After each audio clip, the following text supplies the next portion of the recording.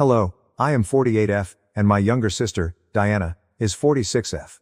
Diana and I never got along well as youngsters. She was always snobbish and unpleasant to me, so we split up as soon as we graduated high school. I elected to continue my education, whilst she preferred to live with her boyfriend at the moment. It was lucky that her lover was wealthy, as our parents could never have afforded the rent for her to live alone. However, she made it abundantly obvious to our parents that she was unconcerned about their opinions on her life and would do whatever she wanted. So my parents never tried to stop her and instead let her go free. Diana had twin girls at 20 and a boy at 21 while living with her lover. My parents were pleased for her, but also anxious because she now had many responsibilities and no work. She was wholly dependent on her boyfriend's money to support her lifestyle. Diana never married her partner, which I believe was a mistake because she would have been entitled to alimony if they split up. They had to part ways after Diana discovered that he had been cheating on her. Thankfully, he provided the child support she was entitled to, but he chose not to be a father and signed away his parental rights. The girls were 3 years old at the time, but my nephew was only 2. After that, my sister was fully on her own and required all of the assistance she could get to maintain herself. Despite our sour relationship, I chose to assist her, primarily owing to pressure from our parents. At the time, I made a respectable living, but it wasn't enough to sustain all 4 of them. However, my parents and I gave a tiny bit of money each month, and they were able to make ends meet. She struggled for the first several months because she lacked a degree and work experience. She had to start at the bottom and work her way up, which forced her to dedicate a significant amount of time to her employment in order to grow rapidly. But this was difficult because she also had to consider her children, and she couldn't simply leave them at home. Hiring a babysitter was a possibility, but it was prohibitively expensive, so she was forced to rely on me or her friends. Our parents were also working and contributing financially to aid her, so they were unable to stay at home with the children. I was in the same predicament. She didn't have any friends who would take on the duty of minding her children while she worked because they all had their own lives and occupations. As a result, she was limited to minimum wage positions that allowed her to work flexible hours and return home quickly.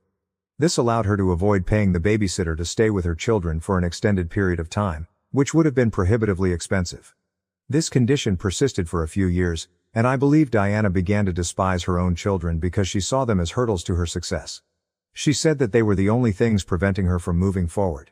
I would pay her a visit on occasion, not for her sake, but for the sake of the children, to make sure they were doing well. I didn't have a nice connection with her, but I wasn't ruthless enough to let innocent children suffer because of their mother's poor decisions. So my parents and I would check on the kids on a regular basis. They were always complaining about Diana's mistreatment of them. She would chastise them for minor infractions and strike out at them simply for being children and trying to have fun. It was a dreadful existence for all of them, and I hoped I could help them by removing them from that place and keeping them with me, but I couldn't because she was the rightful parent and I had no legal authority over them. Furthermore, she received child support from her ex and was doing her best to make ends meet. I felt awful for her, but even worse for the kids. Diana started seeing other men, which made things considerably worse. Every time a relationship failed, she blamed her children. She was convinced that once her partners discovered she was a mother of 3, they would abandon their relationship with her. I believe it was because she never mentioned her children during the early stages of dating, only bringing it up after a month or 2, which appeared dishonest. I tried several times to explain this to her, but she was convinced that she was being rejected because she had children. She kept teasing them about it, reminding them of how their father had abandoned her and threatening to leave them as well if they didn't behave. The children were scared of her, and their childhood was defined by their mother's narcissism. This continued for years. Several times, I considered taking the kids and fleeing with them, but I couldn't.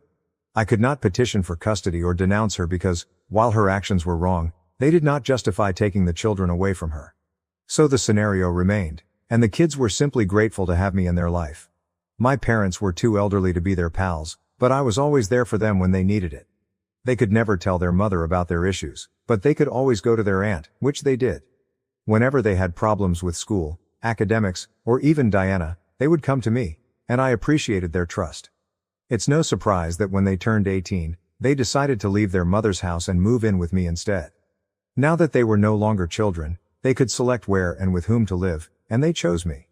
Diana was clearly dissatisfied and had a lot to say.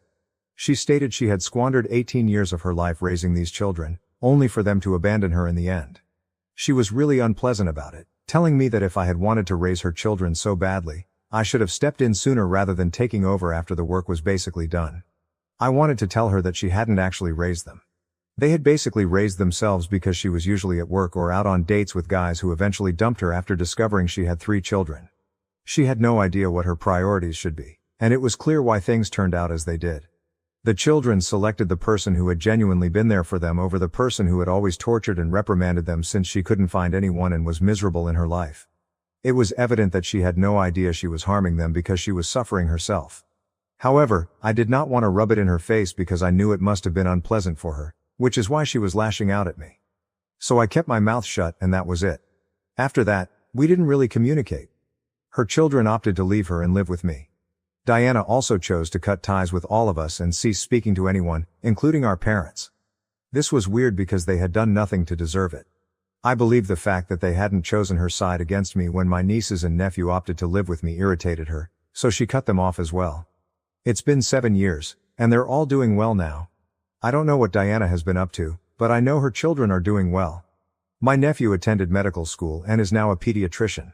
One of my nieces has a degree in literature and is now a teacher, and her twin sister has a hair shop. I assisted all of them in obtaining business loans and financed them to the best of my ability. I'm very proud of them because they've gone a long way from their previous home. They are now living apart. They only stayed with me for 4 years, and even then, it wasn't really like they were living with me because they were generally away at college and only came back on occasion. I believe they didn't want to return to Diana's home, where they didn't feel wanted. It's been 2 years since they all moved out, and I'm very thrilled for them. I never expected anything in return for what I did because I truly believed it was the right thing to do. They were just kids, and no matter how bad things were between me and my sister, I could never be callous to them. I've always had a soft spot for them, especially since I've never had kids or married. It wasn't my cup of tea, but for them, I wanted to be there as a parental figure because their father wasn't around, and, well, we all know who Diana was. They needed someone, and my parents were too old for the position, so I stepped forward. That is all I did. I never anticipated anything in return, but I am grateful that they are the type of children who think I deserve a gift of appreciation for what I done. Even though I don't believe it was something that required compensation, I appreciated their gesture. About a week ago, I celebrated my 48th birthday with my friends and family, including my nieces and nephew. I had a great time, and my nephew was kind enough to organize everything for me. Despite my desire to pay for everything, he insisted on covering the costs because he is now earning enough money to do things for me and display his appreciation. After the party, the 3 of them sat me down to talk. They told me that now that they were all financially established, they wanted to express their gratitude by collectively writing me a check. I tried to explain that it was unnecessary because I was still working and could support myself, but they insisted. They claimed it wasn't about repaying a debt. They could never repay me for what I had done for them since it wasn't about money. It was about the encouragement and faith I had provided them, which they could never fully repay. This was their humble attempt to show their appreciation. I was deeply moved by their genuine act and wanted to share it on social media. I just wanted to thank them for everything they were doing for me. My sister and I hadn't spoken in years, so I didn't think she would care. I was blocked on every platform, and I assumed she wouldn't see it, so I felt it was fine. Diana had never followed up with us or inquired about her children's well-being after they had left home. Granted, it was they who broke up with her first and moved in with me, but that was her fault. The least she could have done was show interest in their lives and try to be a mother figure to them in order to make one for her faults. But, to be honest, she didn't seem to care about the loss of communication, so I figured she was all right. Anyway, following that post, I received a reply from her a few days ago. I wasn't expecting it because, as I indicated, we hadn't spoken in 6 years. However, I should have predicted that as soon as she realized her children were financially secure, she would start sniffing around like a bloodhound, trying to figure out how much money she could obtain from them. In her reply, she stated that she had seen my post and wanted to talk about her children. She recognized that she had made mistakes in the past and had not been a good mother to kids, but she felt compelled to give herself another shot. She claimed she had missed them a lot over the previous 6 years. I'm not sure how much truth there is in that statement because if she truly missed them, she could have contacted me at least once. She asked me to speak with her children and help bridge the gap between them, as they respond well to me. The timing was strange, so I ignored her message. However, when I failed to react, she called me in the evening, and I snapped. She insisted that I assist her in reconnecting with her children, but I refused. I was quite aware that she was merely pursuing their money, not because she truly cared about their well-being. If she truly regretted what she had done, she would have contacted them directly rather than talking to me. She couldn't let go of her pride and ego for a single second. She still expected her children to contact her, despite the fact that she was the one who had made a mistake. It was amazing how entitled she was. She tried to dispute with me, arguing that she wasn't pursuing their money and that it was offensive for me to suggest so. I assured her that I was not implying anything. It was so obvious. I felt appalled and repulsed by what she was doing. She then accused me of stealing everything from her, claiming that I had already stolen her children and was now stealing her riches. I informed her that I didn't need the money and was originally hesitant to accept the check, but now I was going to take it all because she didn't deserve it. Now she's crying on social media, telling everyone what I said and attempting to make me seem bad. Some of my relatives say I went too far with what I said, that I'm greedy, and that I owe her an apology, which is absurd. That is why I am here to inquire if I'm in the wrong for telling my sister that she does not deserve the money that her children have decided to give me. Update. As some responses advised, I recounted the situation with my nephews and nieces. They informed me they had heard about it from a few of relatives and had considered speaking with me but had not had the time. However, after I called them over and discussed it with them, they informed me that they believed I did the correct thing. My nephew was open about his views, stating that he had never considered of his mother as a maternal figure throughout his life. He always blamed me because she had never been there for him, and my niece agreed.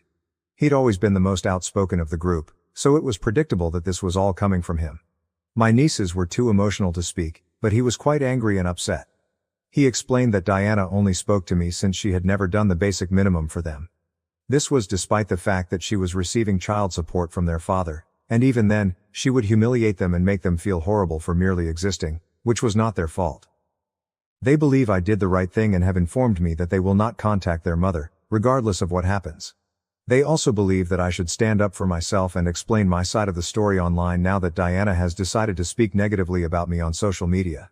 They believe that this is the most effective approach to convey the message, therefore that's what I'll do. I'm delighted they opted to take my side in this because my parents are staying out of it and have stated that they don't want to get involved. Diana never spoke to them after her children cut her off, which I find unusual. My parents' polite approach to this problem strikes me as unusual, given that they have not communicated with Diana in the last 6 years. I was disappointed, but at least my nieces and nephew support me. Now many people have asked me why I did not petition for custody and have the children taken away from Diana if I knew she was a bad mother and was mistreating them. I mentioned in my piece that, while her actions were wrong, they did not constitute torture, abuse or neglect. She was constantly harsh to them and wasn't emotionally present for her children. So while I could have filed for custody, it was quite improbable that I would have gotten the children into my care. Courts typically encourage families to keep together, and in this case, they had already lost their father. Their father had abandoned them, leaving them with only their mother as a biological parent. Naturally, the court would want the family to stay together. I knew that if I filed a petition against her or took legal action against Diana, she would ensure that I never saw them again. She would make certain that she took the kids far away from me. It was already improbable that I would have been able to take kids away from her and obtain full custody, so this would have put them in a dangerous situation. This is why I decided to play it safe by staying in touch with them and being available for them at all times. I'm not sure if it was the correct thing to do in the long term, but at the time, it seemed like the only option. Maybe there were other ways to deal with it, but it was all I could think of, so I did what I believed was right. It was difficult for me, and for years I debated whether I should file for custody or have kids taken away from her and rehomed, but there's no telling what might have occurred, and I figured it was better for kids to stay with their mother and maintain touch with me and my parents than risk anything in this circumstance. I hope this answers the questions most people had for me. Maybe I came across as the evil guy for what I did, but I don't care. I know the kids are doing well in their life, and I did everything I could to keep them happy and safe. I was always there for them, therefore I don't feel guilty about anything. Update 2. It's been a week since Diana's message and I've received a lot of phone calls today from family and people who have spoken with her. They were pointing out my mistakes and scolding me. It was getting really tiresome and I was swamped with work, which is why I hadn't been able to post sooner. But today, I decided I'd had enough. After a brief talk with my nephew and nieces, I decided to finally make a post that shared my side of the story as well as, in some ways, theirs. I don't think anyone in the family realized how much those kids had been through as children. How many taunts they had to endure every day simply because Diana opted to become pregnant early and drop everything for her boyfriend at the time. Even after that, she continued to blame others for her own actions and attempted to appear as if she was doing everything in her ability to do the best for her children. But, in actuality, she was never present for them. Since she was telling everyone that I had stolen her children from her and was now stealing a fortune from her, now that her children were doing well financially, I felt people deserved to know the truth, not just her twisted version of events in which she was the victim rather than the person who tormented everyone. They had already judged me for a variety of reasons since they only knew her side of the story and sympathized with her. But in reality, I deserved to share my side of the story, as did her children.